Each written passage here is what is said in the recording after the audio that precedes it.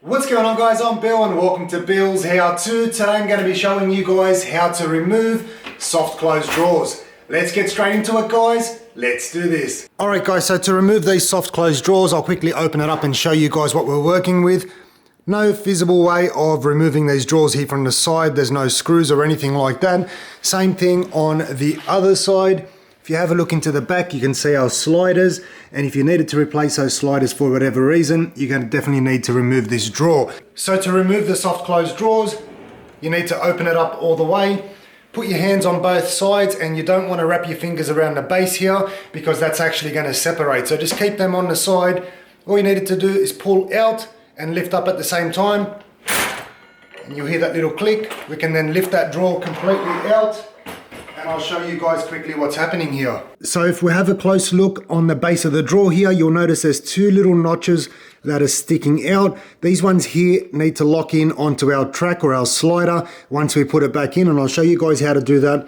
Also, you'll notice there's a little spring-loaded clip here, and that also needs to go into the back of the sliders. So this little section here is pretty flexible. That needs to go right into here, okay? And we've got our little divots here, or little sections that are popping up, protruding, whatever you want to call them. They need to lock back into here. So the way that you put this back on, you can just drop it straight back on. If you're lucky, you might be able to close it until it catches. But most of the time, I'll show you guys the easiest way to put it back on.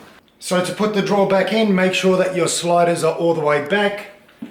We take that drawer and we're going to push it in as far as we can, being very careful not to damage the face of the drawers. You can see there our track is about here. We're going to pull that out, slide it in just a little bit more, and you want to be careful not to damage this section here, which is the face of your drawers. So lift up, slide it in, and we're going to sit it there. Now what I do at this point is just pull back slowly until you hear a click, like we've got there. At that point, we can push the drawer in slowly.